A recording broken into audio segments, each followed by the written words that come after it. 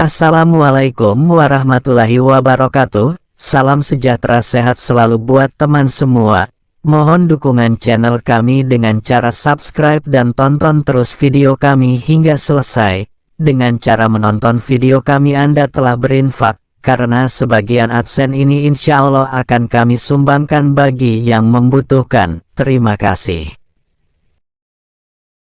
Fatimah janda Abu Talib telah masuk Islam.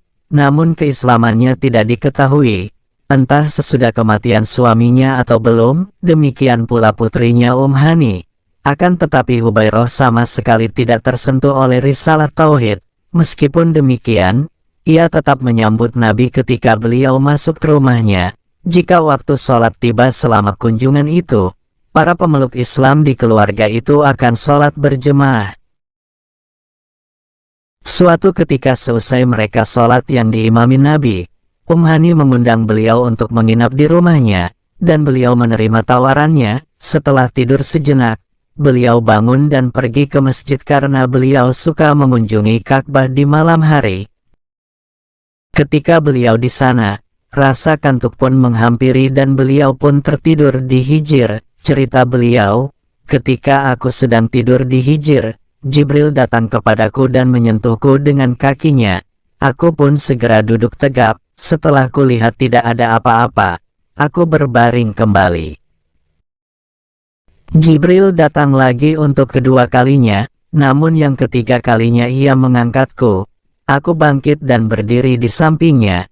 Kemudian Jibril mengajakku menuju pintu masjid. Di situ ada seekor hewan putih, seperti peranakan antara kuda dan keledai dengan sayap di sampingnya. Langkahnya sejauh mata memandang.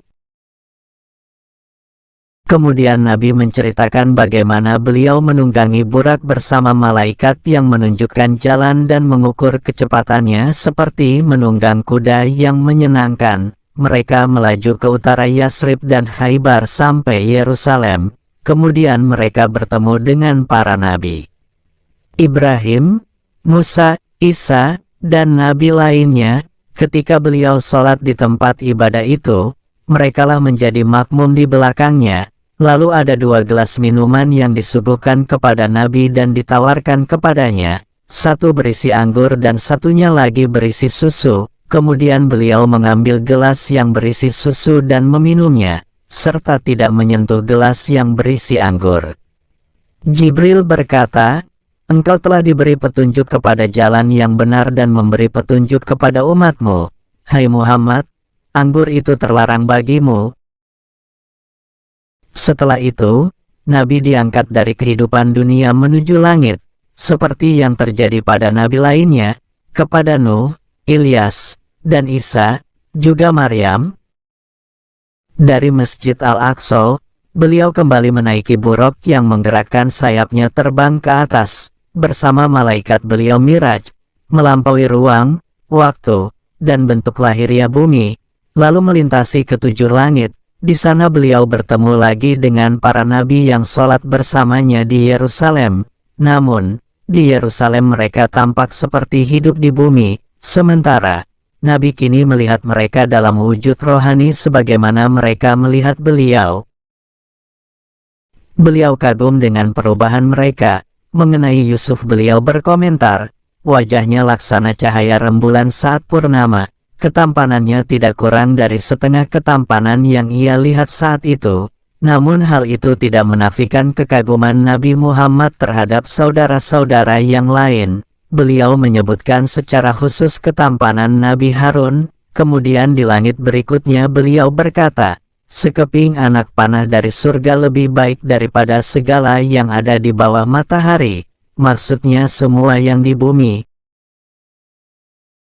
Jika wanita surga tampak pada penduduk bumi, maka ruang antara langit dan bumi ini akan dipenuhi cahaya dan keharumannya. Segala sesuatu yang kini beliau lihat adalah melalui penglihatan spiritual. Mengenai kemampuan spiritualnya adalah yang berkaitan dengan permulaan penciptaan alam.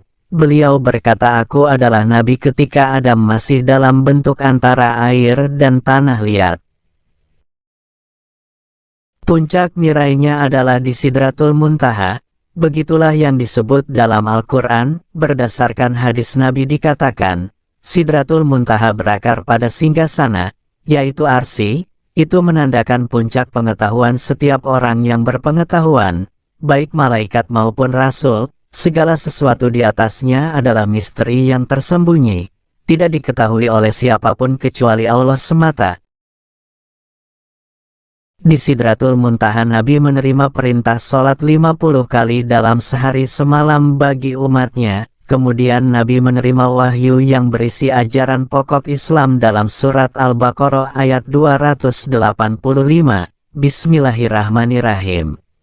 Rasul Muhammad beriman kepada apa Al-Quran yang diturunkan kepadanya dari Tuhannya, demikian pula orang-orang mukmin.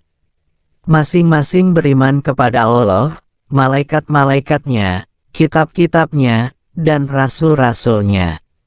Mereka berkata, kami tidak membeda-bedakan seorang pun dari rasul-rasulnya.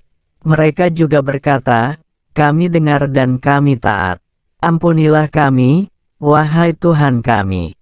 Hanya kepadamu tempat kami kembali. Kemudian mereka turun melintasi 7 langit tempat mereka naik. Nabi bersabda, saat aku kembali, ketika melewati Musa, ia bertanya kepadaku, berapa sholat yang diwajibkan kepadamu?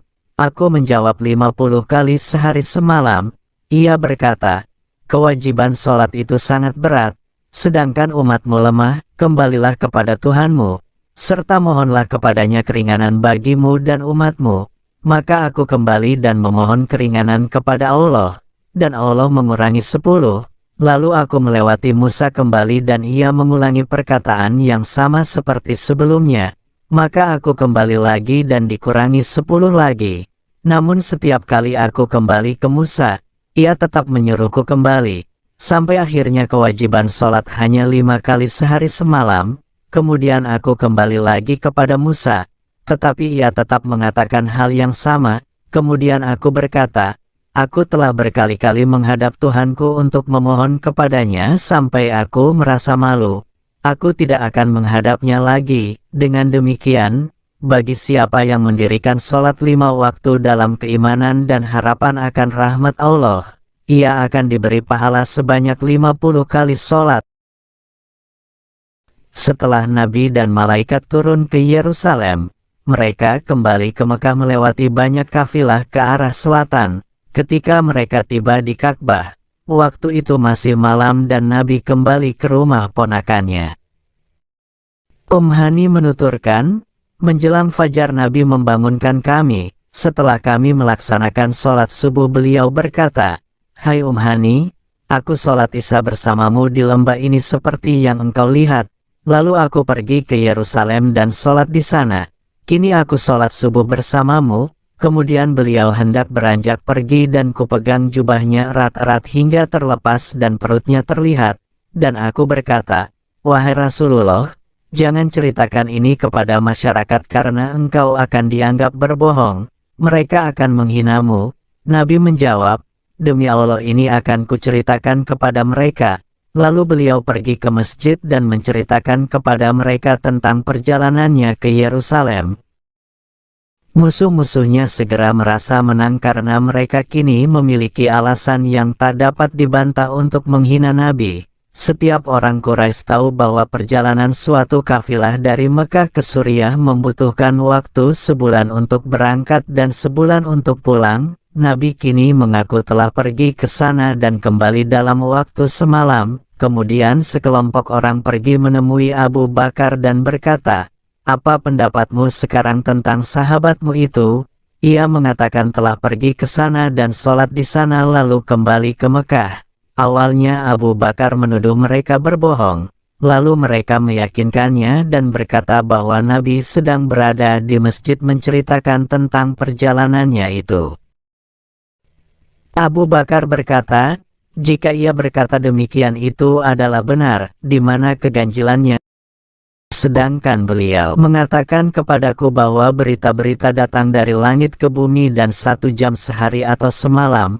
Aku tahu beliau itu pasti berkata benar, dan apa yang kau perselisihkan itu adalah sepele. Kemudian Abu Bakar pergi ke masjid untuk menyaksikan kebenaran Nabi, dan berseru kepada masyarakat yang ada di masjid, "Jika itu yang dikatakan beliau kepada kalian, berarti itu benar." Karena itulah Nabi memberinya gelar As-Siddiq, yang berarti saksi kebenaran atau orang yang meyakini kebenaran. Selain itu, sebagian orang yang menganggap cerita itu sulit diterima mulai berpikir ulang, sebab Nabi menggambarkan beberapa kafilah yang beliau temui dalam perjalanan pulang. Beliau juga mengatakan tempat mereka kini berada dan kapan mereka diperkirakan akan tiba di Mekah. Ternyata setiap kafilah tiba di tempat sama seperti yang diperkirakan. Begitu pula dengan rincian yang telah beliau gambarkan. Kepada orang-orang masjid, Nabi hanya menceritakan tentang perjalanannya ke Yerusalem. Tetapi ketika beliau hanya bersama Abu Bakar dan para sahabat lainnya, beliau menceritakan mirajnya ke langit ketujuh, menceritakan sebagian yang telah beliau lihat, yang selebihnya diceritakan pada tahun-tahun kemudian. Terima kasih sudah mendengarkan video kami hingga selesai. Wassalamualaikum warahmatullahi wabarakatuh.